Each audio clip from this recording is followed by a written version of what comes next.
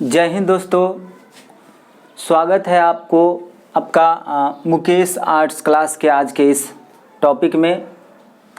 आज का जो टॉपिक है वो आर्ट्स 12th के हिस्ट्री से VVI क्वेश्चन से संबंधित है। आज का जो क्लास होने वाला है वो काफ़ी रोचक होने वाला है, क्योंकि इस 25 क्वेश्चंस में हम विभिन्न आंसर पर डिस्कशन करेंगे, जिससे कि काफ़ी क्वेश्चन निकल के सामने आएंगे। तो आइए शुरू करते हैं। पहला प्रश्न है कि सिंधु सभ्यता की खोज किसने और कब की। जी हाँ, अक्सर आपके एग्जाम में पूछे जाते हैं, और केवल आप ही के एग्जाम में नहीं, ये विभिन्न एग्जाम में पूछे जाते हैं कि सिंधु सभ्यता की खोज किसने और कब की। तो इसका खोजने का जो श्रेय प्राप्त है वो दयाराम साहनी को है। किसे प्राप्त है? तो दयाराम साहनी, और ये खोजे थे 1921 ईस्वी में। इसको कब खोजे थे? 1921 ईस्वी में। दूसरा क्वेश्चन देखते हैं, ये हो गया। दूसरा है मोहनजोदड़ो किस नदी के किनारे है। तो मोहनजोदड़ो जो है वो सिंधु नदी के किनारे है। मोहनजोदड़ो जो है वो सिंधु नदी के किनारे स्थित है। ये एक सभ्यताएं थी जिससे संबंधित चैप्टर है, उससे ये प्रश्न पूछे जाते हैं। तीसरा क्वेश्चन है लोथल किस राज्य में है। अभी भी लोथल, सिंधु सभ्यता से संबंधित जो ये स्थल मिले हैं जिसका नाम लोथल है, तो वो किस राज्य से संबंधित है। तो लोथल गुजरात में है। कहाँ है? गुजरात राज्य में। ठीक है, आगे देखते हैं। प्राचीन समय में भारत कितने महाजनपद में बटा हुआ था। जी हाँ, जब हम बौद्ध ग्रंथ पढ़ते हैं, अशोक मौर्य वंश के शासन व्यवस्था को हम देखते हैं, उस समय अगर हम भारत की बात करें तो हमें पता चलेगा कि उस समय भारत 16 राज्य में नहीं बल्कि 16 महाजनपद में क्या है? बटा हुआ है। तो कितने महाजनपद में बटा हुआ है? 16। कितने महाजनपद में बटा हुआ है? 16 महाजनपद में बटा हुआ है। पांचवा क्वेश्चन देखते हैं, सबसे शक्तिशाली महाजनपद कौन था। अब प्रश्न उठता है कि 16 जो महाजनपद हैं उसमें बहुत सारे प्रमुख महाजनपद हैं, और उन प्रमुख महाजनपद में सबसे जो शक्तिशाली है, सबसे जो महत्वपूर्ण है, वो कौन है? तो वो है मगध। कौन है? मगध। मगध महाजनपद, जिसके इतिहास को हम बहुत पढ़ते हैं। इसमें 5 राजवंशों ने शासन किया था, जैसे हर्यक वंश ने किया था, शिशुनाग वंश ने किया था, नंद वंश ने किया था, मौर्य वंश ने किया था, कर्ण वंश ने किया था। तो सब ने इसी पर क्या किया था? शासन किया था। उसके बाद है अशोक के अभिलेख को सर्वप्रथम किसने पढ़ा था। जी हाँ, ये बहुत महत्वपूर्ण क्वेश्चन है। अशोक के अभिलेख को सर्वप्रथम जेम्स, एक अंग्रेज अधिकारी थे, ईस्ट इंडिया कंपनी के अधिकारी अंग्रेज, उनका नाम था जेम्स प्रिसेम। जेम्स प्रिसेम, इन्होंने ही 1837 ईस्वी में अशोक के समय लिखे गए इनके अभिलेख, जो खास तौर से ब्राह्मणी लिपि में और खरोष्टी लिपि में लिखे हुए थे, उस लिपि को इन्होंने क्या किया था? पढ़ा था। तो समझ में आ गया आपको। 7वां क्वेश्चन देखते हैं, देवा नाम प्रिय और प्रियदर्शी किसे कहा गया। जी हाँ, देवा नाम प्रिय और प्रियदर्शी किसे कहा गया? तो ये अशोक को ही कहा गया। किसे कहा गया? अशोक, जो मौर्य वंश का एक बहुत शक्तिशाली शासक थे, तो इन्हीं को ये 2 नाम से पुकारा गया। आगे है कलिंग युद्ध किसके बीच हुआ था। जी हाँ, बहुत महत्वपूर्ण प्रश्न है, ये अक्सर आपके एग्जाम में पूछे जाते हैं। तो कलिंग युद्ध मौर्य वंश के महान शासक अशोक और कलिंग जो उड़ीसा में है, तो कलिंग के शासक थे खारवेल, उन्हीं के बीच क्या हुआ था? युद्ध हुआ था। अशोक और किसके बीच? खारवेल के बीच युद्ध हुआ था। और कहा जाता है कि इसी युद्ध में इतने रक्तपात हुए थे, इतने लोगों को अशोक ने मारा था कि युद्ध के बाद इनको इस दुखमय स्थिति को देख के हृदय क्या हो गया? परिवर्तन हो गया, और उन्होंने सोचा कि आज से हम किसी भी मानव का हत्या नहीं करेंगे। तो उस युद्ध का नाम है कलिंग युद्ध। 9 नंबर क्वेश्चन है अशोक ने किससे बौद्ध धर्म की शिक्षा ली। तो अशोक जब कलिंग युद्ध से प्रभावित हुआ तो सबसे पहले उन्होंने आके बौद्ध धर्म को अपनाया। उससे पहले वो ब्राह्मण धर्म को मानते थे। तो बौद्ध धर्म की शिक्षा उन्होंने मोगलीपुत्तिस और उपगुप्त नामक भिक्षु से प्राप्त किया। किससे? मोगलीपुत्तिस और उपगुप्त नामक उपगुप्त नामक बौद्ध भिक्षु से क्या लिया? बौद्ध धर्म की शिक्षा ली और वो क्या बन गए? बौद्ध भिक्षु बन गए। 10 नंबर क्वेश्चन है, धम्म की शुरुआत किसने की? तो धम्म का अर्थ धर्म से ही है, ये पाली भाषा का अर्थ है जिसका अर्थ धर्म होता है। तो धम्म की शुरुआत किसने की? तो धम्म की शुरुआत कहेंगे तो किसने की? तो अशोक ने की। किसने की? तो अशोक ने की।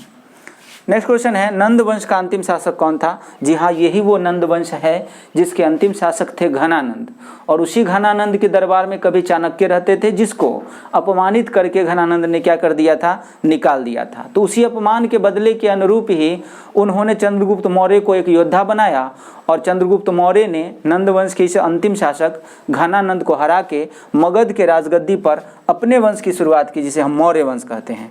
तो नंद वंश के जो अंतिम शासक थे वो थे घनानंद। कौन थे? घनानंद थे। आगे देखते हैं, चाणक्य किसका प्रधानमंत्री था? तो क्लियर है, क्योंकि चाणक्य के नेतृत्व में ही तो चंद्रगुप्त मौर्य ने जो है मगध की गद्दी को अपनाया था, तो चाणक्य बन गए उसी के प्रधानमंत्री। तो किसके प्रधानमंत्री? तो चंद्रगुप्त मौर्य के।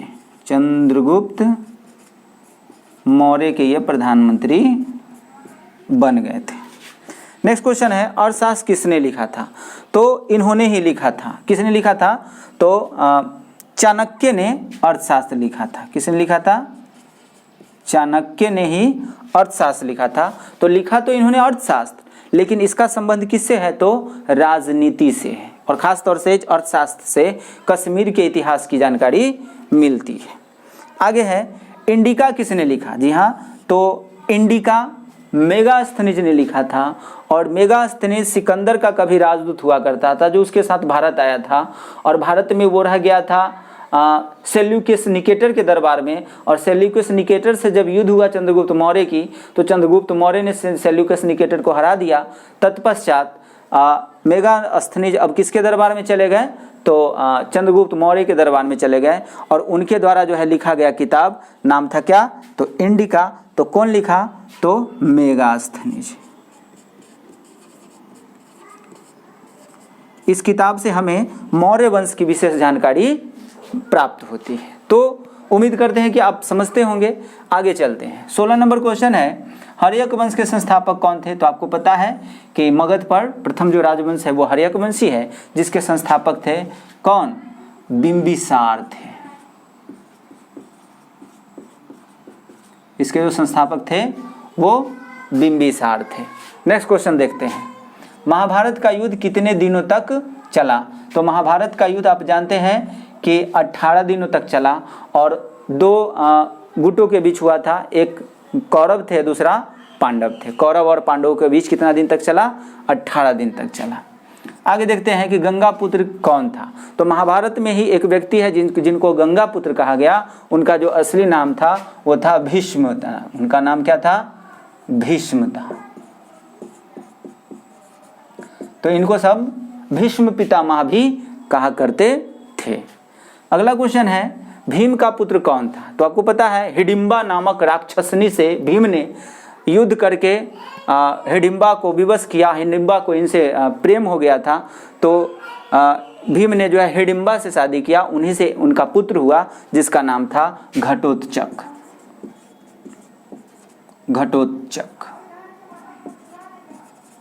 तो भीम का पुत्र कौन हुआ? घटोत्कच हुआ। अगला क्वेश्चन देखते हैं, गायत्री मंत्र किस वेद से संबंधित है? तो गायत्री मंत्र एक बहुत प्रचलित मंत्र है, जिसका संबंध है ऋग्वेद से।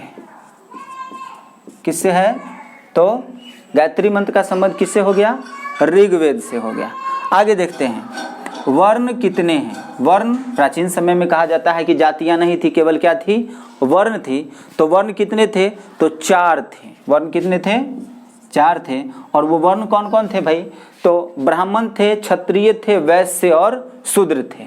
और कहा जाता है, कई इतिहासकार भी कहते हैं कि ऋग्वेद में ऐसा वर्णन है कि सृष्टि के जो रचयिता है वो ब्रह्मा है, और ब्रह्मा के मुख से जो जन्म लिया वो ब्राह्मण है, कांधे से जो जन्म लिया वो क्षत्रिय हैं, जांघों से जो जन्म लिया वो वैश्य है, और पैर से जो जन्म लिया वो कौन है, तो शूद्र है। और जिस क्रम से इनका जन्म हुआ है उसी तरह से समाज में उनको समाज में क्या है, स्थान प्राप्त है। सबसे ऊंचा स्थान ब्राह्मण का, उसके बाद क्षत्रिय का, उसके बाद वैश्य का, और सबसे निचला स्थान किसे प्राप्त है, तो शूद्र को प्राप्त है। आगे देखते हैं वैदिक काल को कितने भागों में बांटा गया है। तो वैदिक काल को 2 भागों में बांटा गया है, एक पूर्व वैदिक काल है और दूसरा उत्तर वैदिक काल है। पूर्व वैदिक काल का जो क्रम है वो है 1500 ईसा पूर्व से 600 ईसा पूर्व, और उत्तर वैदिक काल का जो क्रम है वो नहीं 1500 ईसा पूर्व से 1000 ईसा पूर्व है, और 1000 ईसा पूर्व से 600 ईस्वी तक जो है वो उत्तर वैदिक का क्या है, काल माना जाता है, 2 भागों में बांटने के बाद। 23 नंबर क्वेश्चन है पुराणों की संख्या कितना है। तो पुराणों की संख्या बताया जाता है कि 18 है, जिसमें विष्णु पुराण, मत्स्य पुराण, अरण्यक पुराण, ये सब पुराणों में आते हैं। नेक्स्ट क्वेश्चन है कनिष्क किस वंश का शासक था। तो कनिष्क एक महान शासक था और इनके वंश का नाम था कुषाण वंश। और कनिष्क जब राजगद्दी पर 78 ईस्वी में बैठे थे तो उन्होंने एक कैलेंडर जारी किया था जिसे हम शक संवत कहते हैं। शक संवत जो हमारा आज का क्या है, राष्ट्रीय कैलेंडर के नाम से भी जाना जाता है। लास्ट क्वेश्चन है हरिहर और बुक्का किस वंश की स्थापना किए थे। तो हरिहर और बुक्का ने आपको पता है कि 1336 ईस्वी में, कब, 1336 ईस्वी में संगम वंश की स्थापना की थी। किस वंश की, संगम वंश के ये क्या थे, संस्थापक थे। तो उम्मीद करते हैं कि ये VVI क्वेश्चन का एक सीरीज था जो आपको पसंद आया होगा तो लाइक करें, कमेंट करें, शेयर करें। जो भी दिक्कतें आती होंगी उसको कमेंट्स बॉक्स में बताएं। तब तक के लिए धन्यवाद।